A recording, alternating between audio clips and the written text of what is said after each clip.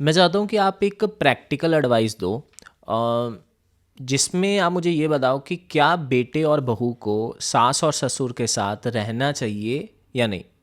अगर रहना चाहिए तो क्यों, अगर नहीं रहना चाहिए तो क्यों।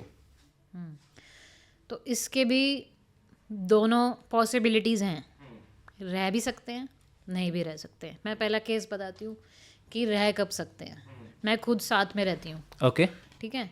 तो खैर वो मेरी स्टोरी भी है कि मैंने कैसे चीज़ों को बदला है, और उस पर बाद में करेंगे। बट ये जो है ना कि रह सकते हैं, तो वो कब रह सकते हैं।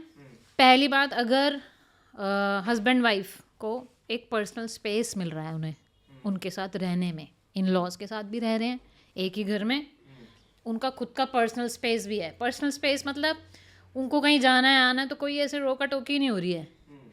अब बहू को कुछ बनाना है तो अपने मन से वो कुछ कर रही है, उसको कहीं फ्रेंड्स बुला रही है, फ्रेंड्स के साथ जा रही है। एक स्पेस है भाई पर्सनल में जो वो करें। उनको ये नहीं लग रहा कि मम्मी मुझे ऐसे कह देंगी या ससुर जी कुछ सास ऐसे कुछ कह देगी। अगर तो वो पर्सनल स्पेस है तो आप साथ रहो, ठीक है। इससे बेस्ट तो कोई है ही नहीं। मैं खुद इन लॉज के साथ रहती हूँ और एक पर्सनल स्पेस भी है, प्लस आपको वो सपोर्ट मिलता है, पेरेंट्स इन लॉज का आपको सपोर्ट मिलता है। जो मेरा बेटा है, अब उसके लिए कितना ज़रूरी है एक दादा दादी का होना, जो कि पहले ज़माने से चीज़ें चलती आ रही हैं। उसको एक अफेक्शन, जो दादा दादी का लव केयर है ना, वो अलग ही होता है।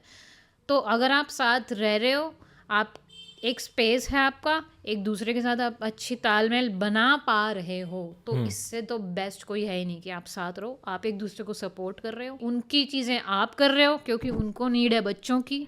बच्चे भी उन मतलब वो भी बच्चों की हेल्प कर रहे हैं, वो सपोर्ट कर रहे हैं क्योंकि बच्चे आजकल जॉब करते हैं, सब हस्बैंड वाइफ जॉब कर रहे हैं, तो वो पेरेंट इन लॉज भी उनको सपोर्ट कर रहे हैं। तो टू वे रिलेशन चल रहा है। अच्छा, अब मैं दूसरे उस पर आती हूँ कि कब नहीं रहना चाहिए।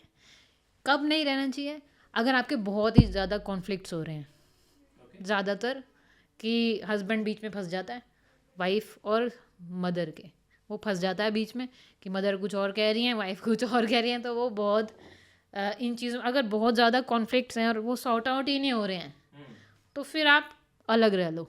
और उसमें भी सबसे मिडल वे ये होता है कि आसपास घर ले लो, ताकि आपकी प्राइवेसी भी हो रही है और उनको कोई सपोर्ट चाहिए तो आप एक दूसरे को सपोर्ट भी कर रहे हो। This middle way you can opt. लेकिन रह के साथ में कलेश होए जा रहे हैं, उससे अच्छा है कि सेपरेट रह लो और खुश रह लो। अगर आप कलेश सॉर्ट आउट करके एक अच्छा एनवायरनमेंट क्रिएट कर पा रहे हो, जैसे मैंने फर्स्ट केस बताया था, तो आप साथ रहो, नहीं तो आप अलग रहो। अब अगेन ये कंटेक्स्ट में डिपेंड करता है, इसका कोई एक जवाब नहीं है।